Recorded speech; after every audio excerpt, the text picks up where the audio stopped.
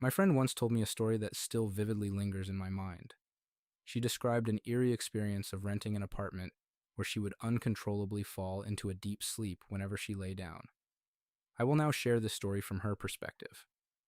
In April 2016, I found myself renting a peculiar apartment. Every time I lay down, I would instantly succumb to a deep, unconscious sleep. It was only later that I discovered it was a notorious haunted house. Many may dismiss the notion of a haunted house as mere superstition, but it's not until you've actually lived in one that you understand its true horror. I barely lasted 6 days in that apartment, yet it was enough to push me to the brink and leave an indelible shadow on my life. Due to various reasons, it was inconvenient for me to stay at my family home, so I decided to find a place of my own. A classmate of mine recommended his father's friend's apartment, conveniently located near a subway station and used primarily for business registration. It was mostly unoccupied. In my urgency to find a place, I visited the apartment late one night with my mother. It was a clean, well-furnished one-bedroom apartment that immediately caught my fancy. Despite its prime location, there was an unshakable feeling that something was amiss, but I couldn't quite put my finger on it, especially not at that late hour. Without dwelling too much on these feelings, I agreed to rent the place. After leaving the apartment, my mother and I had to walk a considerable distance before we could hail a taxi. The area, known to be a bustling business district, was unnervingly quiet and deserted, more so than a rural town at that hour. It was peculiar. Even more bizarre was the fact that the landlords, whose business was in close vicinity, chose to reside in a remote suburb, enduring a daily lengthy commute to and from the city. I tend to be a bit obsessive compulsive about certain things, and having liked the apartment, I moved in the very next day, bringing along a significant amount of belongings and necessities. My mother, sister, and I spent the day moving and organizing. The elegance of the apartment uplifted my spirits, and I was thrilled about the prospect of living independently. That evening, my mother and sister decided to stay over. They slept in the bedroom while I settled on the sofa. The room was engulfed in darkness as soon as the lights were turned off, but I usually have trouble sleeping with the lights on. We worked on setting up the place until late, and as soon as we lay down, we all fell into a deep sleep, waking up only the next morning. My mother and sister also experienced this unusual, deep, unconscious sleep, which was particularly out of character for my mother, who is generally a light sleeper. Initially, we didn't think much of it and attributed our exhaustion to the physical toll of moving. The next day, after my sister left and I went off to work, my mother stayed behind to finish setting up the apartment. I returned home for lunch, expecting her to have cooked something, only to be greeted by her relieved expression. She confessed feeling uneasy, staying alone in the apartment. I presumed it might be due to her being unaccustomed to a new environment. After lunch, I escorted her home and then went back to work. That afternoon, I found myself eagerly anticipating the return to my apartment. However, I couldn't help but notice the stark emptiness of the large apartment building and its dimly lit, desolate corridors. Despite this unsettling atmosphere, the joy of moving into a new home overshadowed my concerns, and I reassured myself that the quietness was merely temporary. Little did I know of the strange and unnerving occurrences that awaited me over the next week. My intuition is quite strong, and I can often sense when something is off in a space. From that day forward, I frequently felt uneasy in the apartment. There were inexplicable noises in the air, not coming from neighboring units, but as if emanating from another dimension. I tried to reassure myself, attributing it to an overactive imagination. Every time I opened the apartment door, I was met with a wave of uncomfortable, resistant air. As night fell, my unease deepened, and bizarre incidents began to unfold. For instance, I often saw a tall, black, human-like shadow moving around. This wasn't just a fleeting shadow, but a tangible, three-dimensional presence. Despite the growing fear, I still tried to convince myself it was all in my head.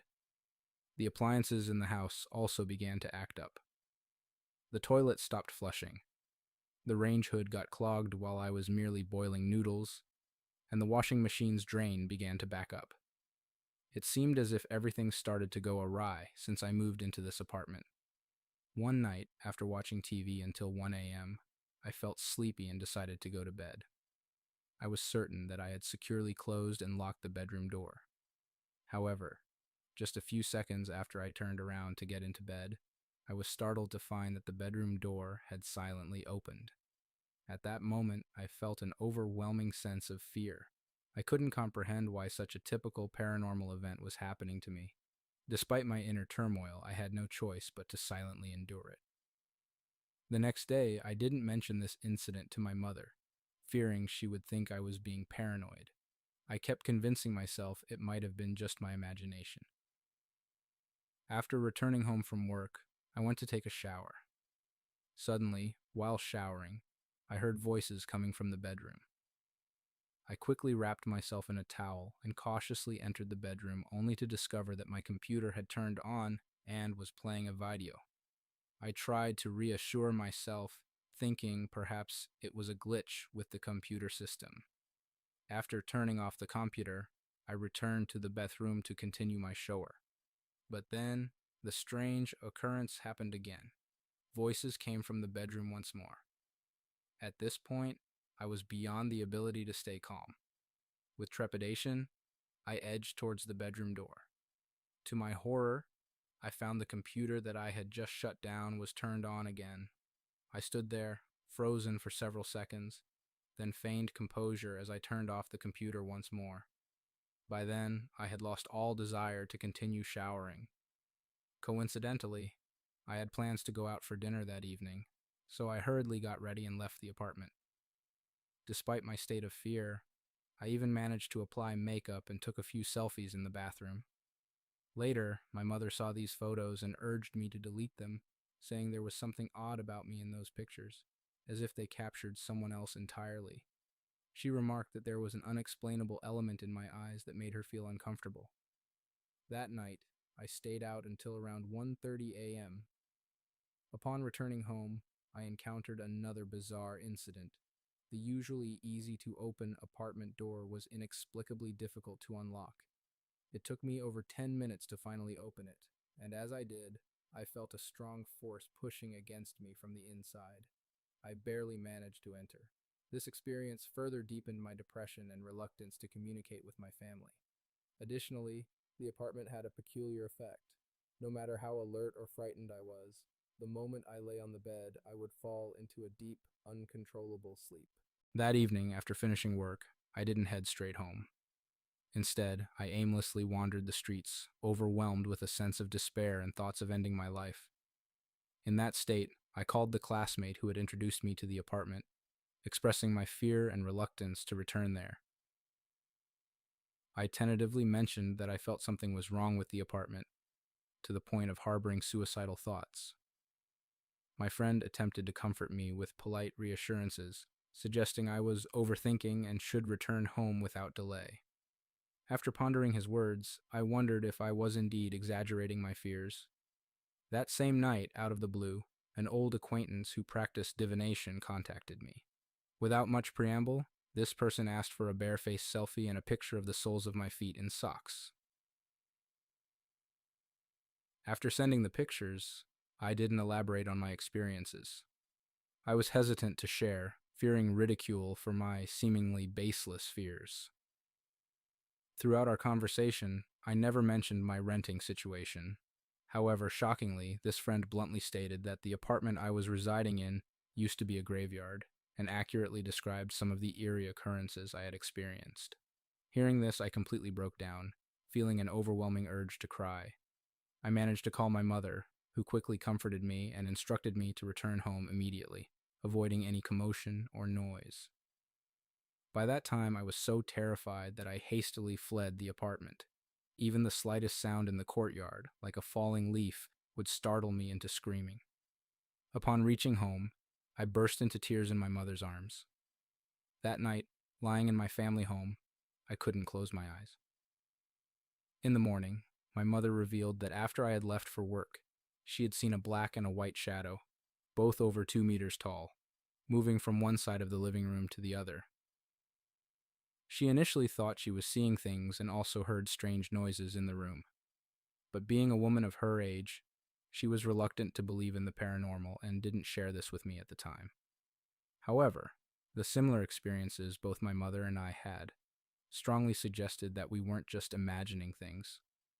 Later, my mother suggested we go together to move my belongings back home. But when we arrived at the apartment building, we hesitated to go up. The building, upon closer inspection in the daylight, seemed off in some way.